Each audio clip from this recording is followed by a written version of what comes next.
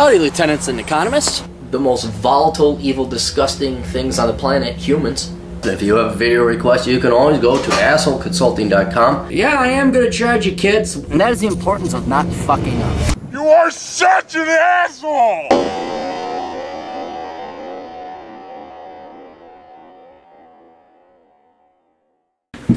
assholeconsulting.com, banging out the work as we go. We have a question from a young man, and we'll call him Bob. Bob writes.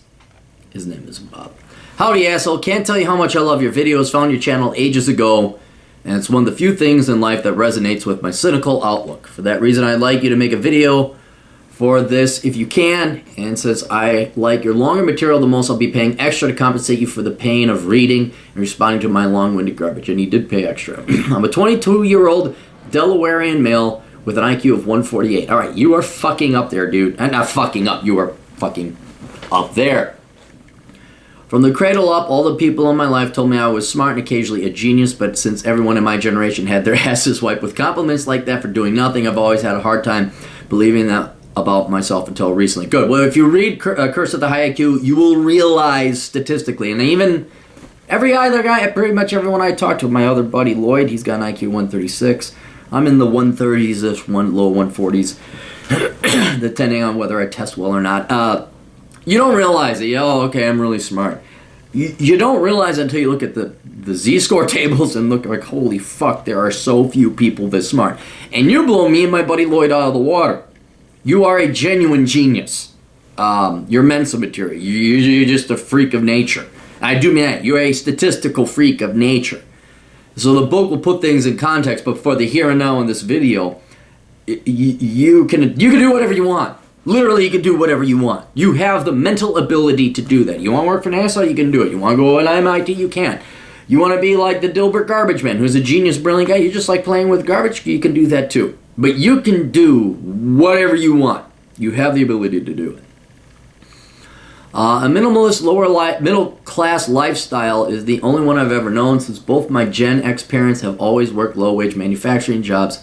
I entered the workforce at 14 as a part-time assistant machinist, but I was laid off as the recession worsened. By 17, I had graduated from a Votech high school at the top of my class with various certifications in drafting and design, and I earned a job as an entry-level mechanical designer for a company that developed parts and assemblies for cancer screening equipment as well as proton therapy machines. I played Skyrim today. The work itself was rewarding, but the rest of the experience left a bad taste in my mouth since non-STEM middle management schmucks controlled everything at this company. This was at the height of the recession for my state, so there was also a ridiculously huge wage disparity between those managers and the people who are actually in charge of R&D. I could only stomach it a year before I decided, fuck it, I'm being used and I'm destined to be poor forever, then I'd rather be poor for doing something I like. That's true. Thus, I went to college to study graphic design and animation. I can already hear you saying that's a dumb move. Yes, it is a dumb move. And you're right as usual. That's good old Cappy. Truth, man, it's all over. Just nobody wants to pick it up. Nobody wants, truth, God, my feelings might get hurt. But I played it smarter by cashing in on state scholarships and working all the while. I double majored with 2 associate's degrees, transferred to earn a bachelor's in media design, won some first and second place animation awards for university contests I've never entered, studied unrelated material outside of class to earn a new full-time job in architecture, started a side business to get some extra cash using my cartoons, and came out of the whole ordeal with no debt. All over the standard span of 4 years, none of this was intellectually challenging to me, so I also taught myself front-end programming and advanced Spanish at the side, like dating Latinas sue me. Oh, I see. You learned Spanish. Okay, there's nothing wrong with learning a language. I graduated this January and have still been working as an architectural draftsman web designer for a small business, nearly a year and a half up to this point. The job is bearable. I'm okay with the people, even though it pays peanuts, $32,000 a year. Still serves as a good middle-class income for a guy with my lifestyle. I only drive used cars I fix up on my own. I live with my girlfriend in a double-wide trailer that's paid for. A long story. What are you, Wyoming? No, you're Delaware. I don't picture Delaware as having trailers. Basically, the only big expenses are lot rent and utilities, both of which are crazy cheap. However, now that my life's more stable, I've run into the problem that I have never counted on having. I feel like I hit a dead end on every front. Welcome to the curse of the high... I didn't title it The Curse of the High IQ. I didn't title it, hey, it's really fucking great having a high IQ. It's called The Curse of the High IQ. Welcome aboard, son. In terms of job opportunities, every stimulating skilled job in my state is either temporary, is tainted by a company with high turnover, or has a growing laundry list of requirements that may not be worth investing time in due to rapid obsolescence. In terms of relationships, I've lost interest in them since there's always a limit to how much I can connect with other people. Normal folks are fun, but I can only deal with them in small doses, and smarter people can hold a conversation, but they tend to be politically polarized. My hobbies are the only things that keep me going, particularly fitness and animation, but of course, I can never do those as often as I like. In terms of finances, I'm saving $500 to $1,000 every month, but I feel like I could be doing better. No matter what I achieve, it feels like I'm in a hamster wheel just running through the motions every day without really getting anywhere. It's wearing me down and nothing's really stimulating my brain anymore. I even signed up for nighttime apprenticeships in various trades, carpentry, plumbing, HVAC, electrician, to stave off the existential dread, but so far these trades feel so easy they're not filling the void. At the least, they'll provide more job opportunities, advanced repair skills, but I'm not expecting to get much else out of them at this point. Once these are out of the way, I'm thinking about getting into various forms of engineering, programming, and interactive publishing on my own just to invent gadgets and apps for the purpose of automation. Aside from all that, I'm stumped. I know you might normally suggest the military, which may make sense for me since I scored the highest percentile in the AFSAB. In score, my parents talked me out of enlisting at the time. Tell your parents to fuck off and die for me. And I deeply regret taking their advice on that. Well, you're 22. You can go back. And I definitely scratched my itch in terms of fitness, but I'm not sure if I'm willing to leave everything behind to go into the... Yeah, boy, because living in that double wide trailer making $32,000 a year, boy, I could... Man, the golden handcuffs with that. Delaware, double wide trailer, $32,000, and misery. How... Yeah, man, those... You have platinum handcuffs. Forget gold. You have platinum handcuffs. It's a really great life you got there. You wouldn't want to go travel the world... Get camaraderie or agency or purpose with your fellow men or be part of something larger than yourself. You're right, man. You got a very nice double wide trailer. This leads me to ask the following two questions. If you were great at everything you tried, no matter what it was, how would you find new ways to challenge yourself? Since this has been my only experience in the Mid-Atlantic coast, is there anywhere else I can move to where I might have a better experience? No, Delaware is it, dude. The East Coast? Yeah, because all those East Coasters, you guys, man, we got so many great... We got deep dish pizza in New York. Fuck Chicago deep dish, yeah? Yeah, no, there's nothing else to see in the country, man. No, everything's on the coast. Everything's on the East Coast. And then fly over that whole fucking country, because the only other place worth visiting in the entire United States is the West Coast. There ain't a fucking body of water that you can't see across, and it's shit. I dig warm weather and would hate to live in a city, but that's as far as my preference going to relocation. If there's any suggestions you have to me, either related or unrelated to these questions, feel free to throw them out there. Thanks for your time, asshole. Keep doing what you do. Feel free to hit me up with the price services. I asked some questions. Have you read Curse of the High IQ? No, you haven't. Have you traveled the country and read reconnaissance? No, you haven't. Do you have any real interest in dreams? Not this shit, I guess I do it because my parents suggested it. Are you good at art? Any desire for entrepreneurial endeavors? Any desire to have kids? Are you physically fit for the military? How do you get an asshole? Money is in the mail. Doody-doody-doo. I haven't read your books yet, but they're on my list. Curse of the High IQ is definitely a priority, as I've learned you reference it in several of your videos. I've only been to every state on the East Coast between Jersey and Florida. Well, holy fucking shit. You saw it. Did you go to Charleston? I hear they got some great bars. Favorite place I've been to weather-wise is South Carolina, but the job outlook there is questionable. I've been planning to see more of the Southwest, but that'll come once I have a better financial cushion. My parents have made zero suggestions aside from don't do the military, don't do the trades, don't work, but do go to college. Everything has been my choice, including going there. Answer anti-work, anti-trades talk. I previously aspired to have my own animation studio, but that market is currently unstable due to streaming. If you mean good by art, you mean good enough to make money, then yes, good. Then you're better than like 98% of artists who aren't artists. They're just politicians who, I made a drawing and it shows patriarchy and sexism. Put it at the Walker Art Center.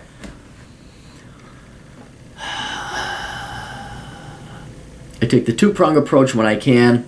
And thus far, it nets me an extra $1 to $3 grand each quarter, depending on how much time I invest in making cartoons for others. Well, okay, you can make money. This past month, I've decided to take a step back and refine my work to aim for bigger fish, such as subcontracting for studios. After this piece I'm working on, I'll be making an animated Cowboy Bebop-esque version of your intro as a donation to your channel. Fuck yes! That'd be fucking awesome! I've been planning it out for a while, so you can really decide how good my stuff is once you see it. For my older crap, see www.wadeworld.me. Not Wade's World or Wayne's World, Wade World. I'm going to check that out. I will copy and paste that. I will copy. Actually, you know what? I'll get back to that later. Kids are maybe I want a kid, but my negative experiences so far make me reluctant to force one. Physically, I'm kind of a freak. I'm small frame with my high metal makes it nearly impossible to gain weight, but lifting for 7 years has still massively multiplied my strength. To the point where I max out 280 pounds on a bench, even though I've retained my puny body size of a weight of 1 foot. Oh, fuck, you're like me and you can bench press twice, you fucking asshole. Oh, Jesus Christ. You're like Navy SEALs material. I have several close relatives with the same genes who took the military route during Iraqi freedom, and now I've made careers in the National Guard. Okay. Here's the thing. You are. I'm not kissing your ass. I'm just telling you what it is. You are a Superman. You are a genius. You are physically superior. Aside from your height, which, aside from chasing girls, even that isn't that much of a hurdle. There's nothing stopping you. You can do whatever the fuck you want. So what the one thing that stands out what angers me or doesn't anger me, it's kind of like, what the fuck, dude? Why you have unlimited capacity? You truly are superhuman. And now you're like, well, maybe I'll get into HVAC or plumbing. Nothing's wrong with that. That's a great trade if you want to get into it. You need to be thinking MIT. You need to be thinking NASA. You need to think Big Bang Theory. And I'm not saying that because, oh, you're kind of smart. No. That's where you are. A lot of your socialization problems and your boredom problems, dude, you really think you're going to be mentally challenged doing 8-track? That IQ of yours of 148, you need to be working on mathematical problems and engineering problems and nuclear fusion and cold fusion. You should be at the developing edge of technology and evolution in the world. Normally I don't recommend people get doctorates or PhDs, but you might be a candidate for it. You really might. Now, all that being said, there's what you're capable of doing, and then there's what you want to do. All right? I can't tell you what that is, but I can sure as fuck tell you are underselling yourself with this trades and all that other crap. What I would do is I would seriously look at the military, because you're completely ripped. The reason I'm going to recommend the military in your case is not because it will pay for college and all that other. Certainly that's it too. And also people aren't going to take you seriously in economic opportunity. That's all there too. You're not going to have another opportunity like the military if you keep waiting. That door will close at about 35. So while you're completely ripped, while you've scored insanely high on the ASVAB, I would go into the military because you'll scratch that itch. You'll have purpose, reason, meaning. I look at Navy. If you're that ripped, dude, Ranger, Navy SEALs, whatever the fuck you want. The Army and the military in general, I think would, because you're that high IQ and you're ripped, you're gonna get opportunity. They're not gonna have you. Well, I just want to be a private and shoot a gun.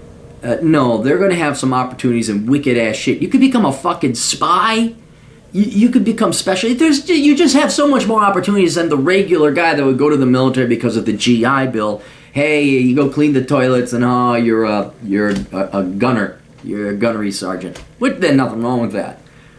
But I'm thinking, of all the employers out there, I would go with the military. Because there's so many more opportunities. You could do so much amazing cool shit.